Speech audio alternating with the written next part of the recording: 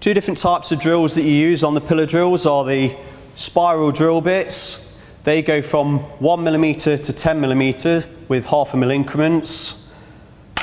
They're available from the stores, so it might be a good idea for you to remember to bring your student card as well, because everything gets swiped out from the stores with your student card. Then when it gets handed back in, it comes back off your card as well. Another item you can use on the pillar drill are the Forstner bits. These go in an array of different sizes from 10mm up to a maximum diameter of 50 as well. Please note that the Forstner bits are for only timbers as well, okay, not for plastics or metals.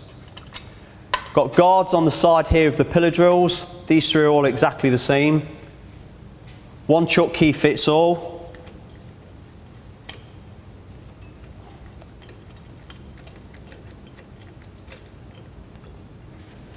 Tighten up with the chuck key.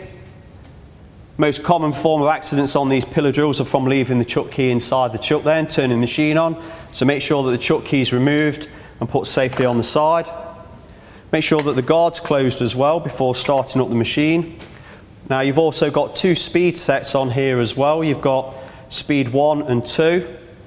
They're all set at varying speeds depending on what material you're cutting through. None of them will start until you turn the green light on as well, and you'll see that there's a light underneath. And then it won't start until you've actually selected one of the speeds, okay? The smaller the diameter, the faster you need to go. The bigger diameter, the slower the actual machine has to run itself, okay? You've got a mushroom stop on the top there for it to stop. The one thing that catches a few students out on this machine is the little toggle at the bottom there. You have to pull that down before you can get to the start and stop button, okay? Nothing should be difficult to alter on this pillar drill. The first thing you need to adjust for, on this machine would be the height of the bed. So there's a locking handle at the side here, and then you've got a handle that's nice and easy to adjust that you can wind up or down. It's recommended that you're on an upward stroke with all of the machines. That way any vibration on the machines, it's not going to work its way loose and drop down after a period of time. And also make sure that you lock the handle off there so that it pulls the bed square.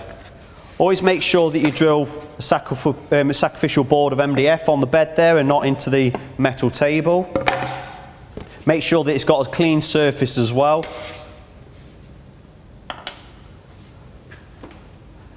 You've got a depth stop at the side here as well, so you always want to make sure that you're going to be setting it beyond the depth of what you're cutting, and that just engages on the side of the machine there. For today it's just a bit of fun, so it's just eyeing up the machine tool to your actual disc, turning the machine on.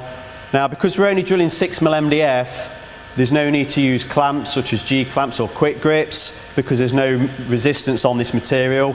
But after today's induction, if you're using any hardwoods especially, it's recommended that you use a G-clamp or a fence if you're doing multiple drills.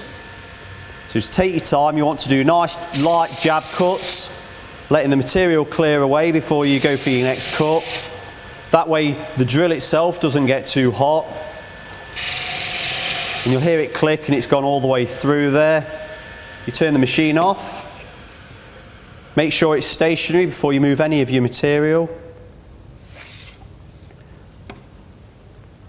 And as you can see on the back side there, it's nice and clean. It's got no blowouts or any fibres that are missing on the back there because of the nice clean baseboard inside there.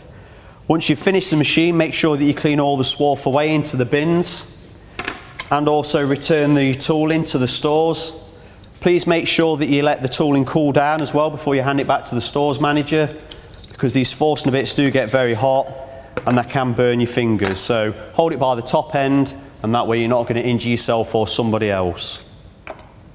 After today, if you're unsure on how to use the pillar drills, we've also got these drills do's and don'ts signs as well, i.e. don't leave your chuck in the key in the chuck. Also setting the depth of the stops. They do vary slightly. These three have been changed now from that picture. But if you've got any other questions, then I'm more than willing to help you as much as possible. I'd rather there be a stupid question than what there would be you running the risk of having an accident. Okay. For all of the machines that you use in the workshops, always make sure that they're stationary and that they've been cleaned down before you leave that machine. That way, there's no chance of any students running the risk of having an accident on any of these machines.